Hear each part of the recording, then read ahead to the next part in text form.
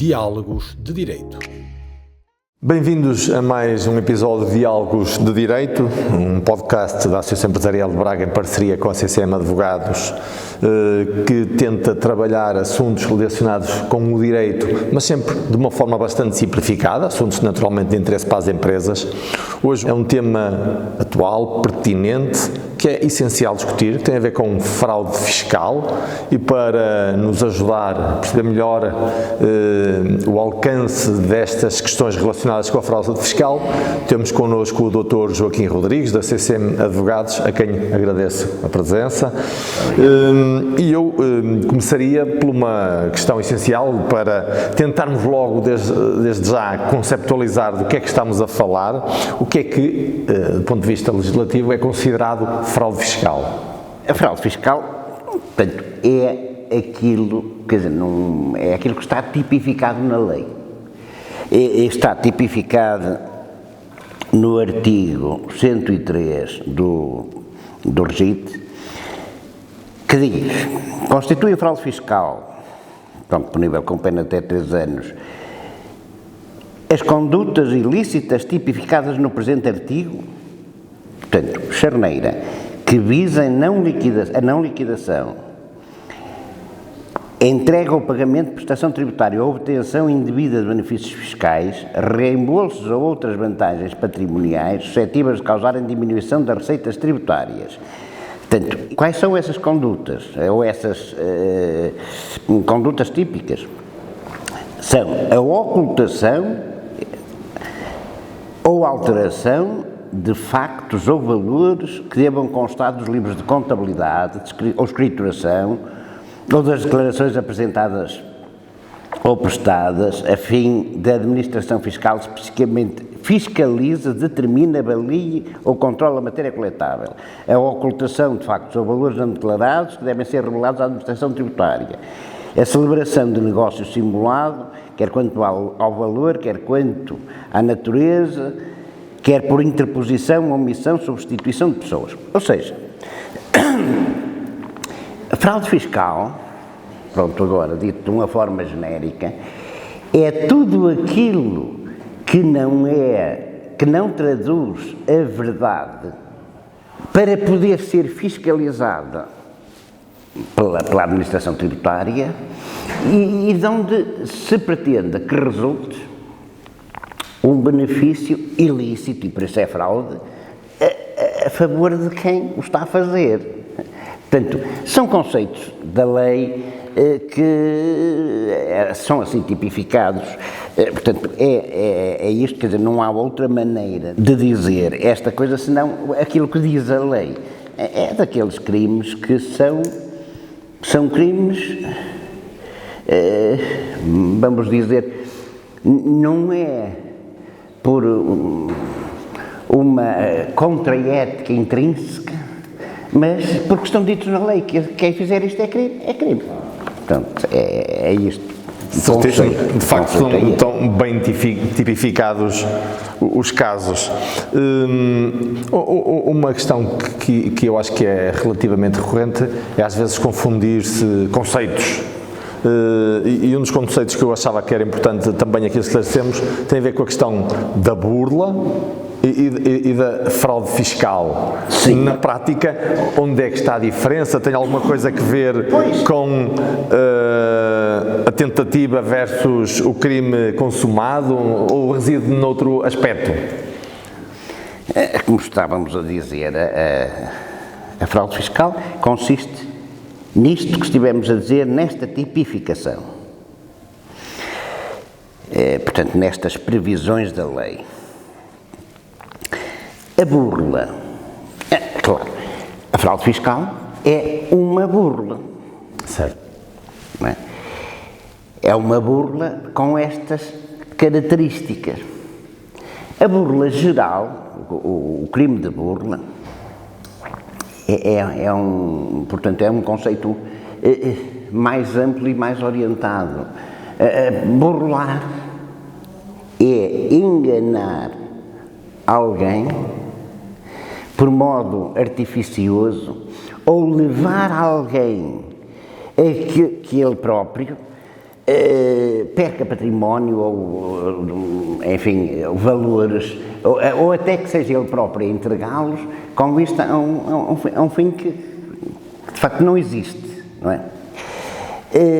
Portanto, aqui também a obtenção destes benefícios ou desta lesão do Estado na fraude fiscal é isso mesmo, por maneira ardilosa tentar beneficiar ou que o Estado não leve o dinheiro que devia levar, ou então que nos dê de retorno ou de subsídio, não é? Nomeadamente nos retornos dos impostos, dos IVAs e outros, aquilo que a pessoa não tinha direito. Há aqui a diferença, e como o doutor falou, na questão da tentativa. Na burla normal, há tentativa, ou seja, o crime sob a forma tentada. Isto é, eu faço tudo, ou a maior parte das coisas, dos atos que são necessários para obter esse benefício ilícito, mas não chego a obter. Tentei, mas não consegui. Certo. E então, o crime é de tentativa. Qual é a importância disto, em termos práticos? É muito simplesmente que um crime tentado não é um crime consumado. Eu posso tentar matar uma pessoa, mas não a mato, ela não morreu, pago pela tentativa de crime, mas não pago pelo crime consumado. Na burla é a mesma coisa, quer dizer, não obtive o resultado, há um crime tentado. Na fraude fiscal é diferente. Porque a fraude fiscal, tudo isto que estivemos há bocado a ler, são atos para que se consiga obter o produto ilícito. Mas isto é que é o crime. Portanto, o crime da fraude fiscal consiste na própria atuação para ver se consegue o benefício. Portanto, a diferença é que mesmo que não se consume, mesmo que a autoridade fiscal detete antes de nos dar o dinheiro ou antes... Ou dar-nos o benefício. Ou antes de acontecer o benefício, efetivamente já existiu o crime. Certíssimo. Uma das fraudes fiscais, creio que mais conhecidas, tem a ver com a questão das faturas falsas. E se calhar importava também explicar a quem nos vê e ouve o que é que na prática são então as faturas falsas. É toda a fatura, ou todo o documento de fatura, que não reproduz com verdade a totalidade dos elementos que lá deviam constar. Ou seja, por alteração das pessoas, por alteração do negócio, do volume do negócio, completamente, vamos lá ver, uma fatura falsa, nós temos a ideia de que ela é falsa, é completamente falsa, aquilo foi só, há ali um negócio que efetivamente não existiu. Não, fatura falsa é sempre que não traduz a totalidade da verdade da transação, quer porque fez uma obra, comprou um artigo, não passou fatura e depois pede a fatura ao outro e diz, mas eu comprei este artigo, quer dizer, isto não é totalmente falso. É, porque alterou o negócio, as pessoas. Portanto, é tudo o que a fatura falsa, sempre que não traduz a verdade integral do negócio, é a fatura falsa. Quer lhe muda as pessoas, quer lhe muda os valores, quer seja um negócio totalmente inexistente, portanto, é sempre fatura falsa. Portanto,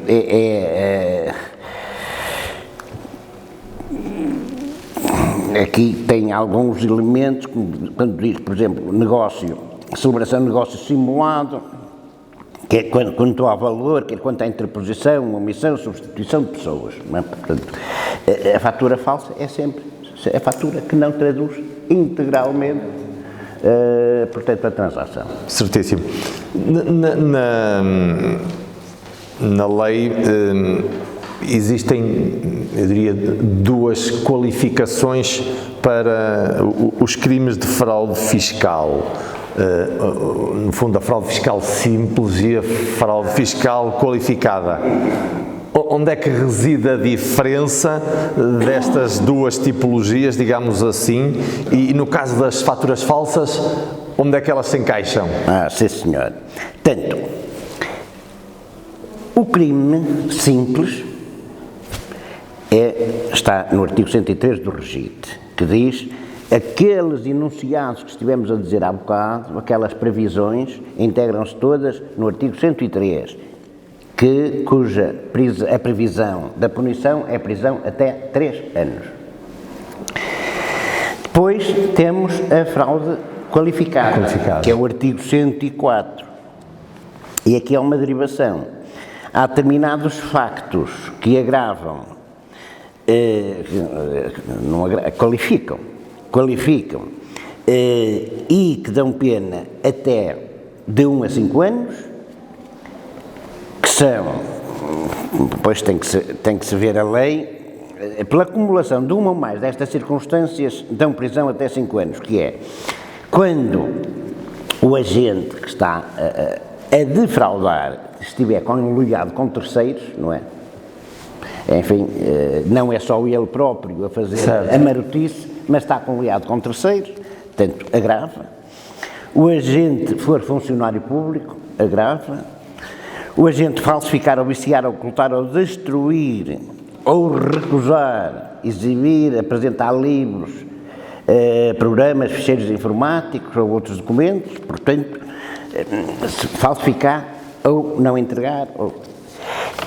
E depois, o agente tiver usado os livros ou quaisquer outros elementos referidos no número anterior, sabendo que eles estão falsos, quer dizer, pode não ser ela falsificá-los, mas sabendo que eles são falsos, tiver utilizado a interposta pessoas singulares ou coletivas fora do território português, quer dizer, ainda por cima para o estrangeiro, se o agente tiver conluiado com terceiros, com os quais tenha relações especiais, e depois, também, quando a fraude tiver lugar mediante a utilização de faturas ou documentos equivalentes por operações inexistentes ou por valores diferentes, aqui estão as faturas falsas, portanto, são agravadas. Okay. Portanto, o crime cometido mediante o uso de faturas falsas é agravado.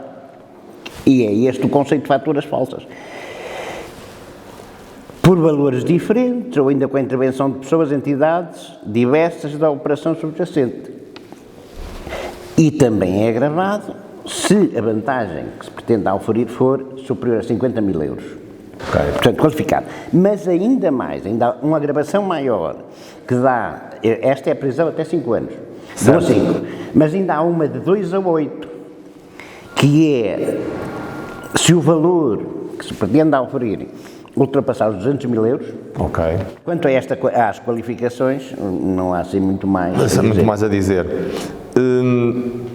Relativamente às fraudes, porque temos falado de fraudes fiscais mais do ponto de vista, eu diria, tributário, mas também poderão existir fraudes à segurança social, digamos assim.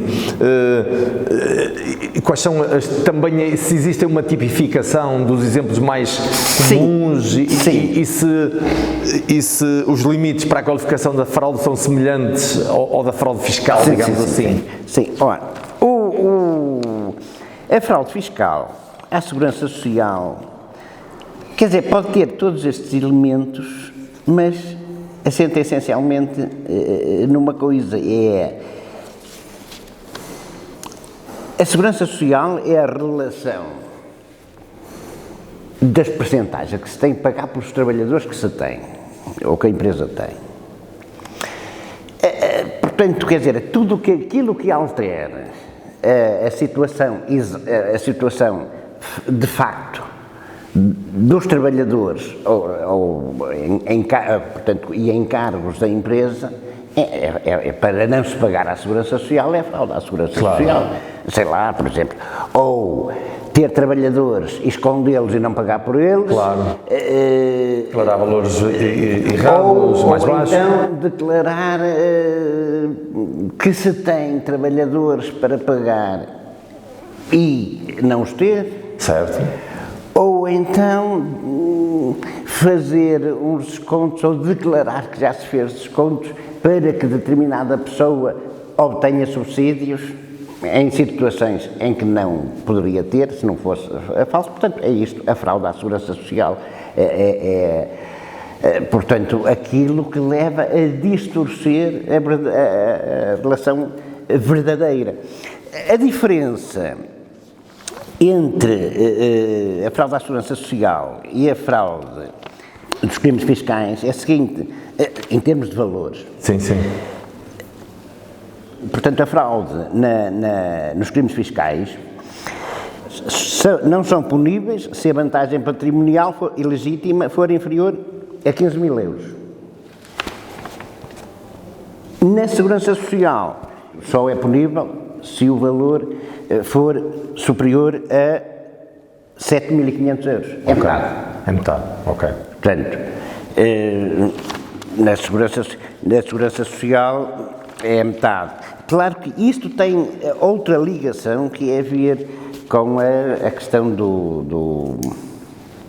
dos crimes que são os mais correntes, talvez, que é o da confiança, abuso de confiança.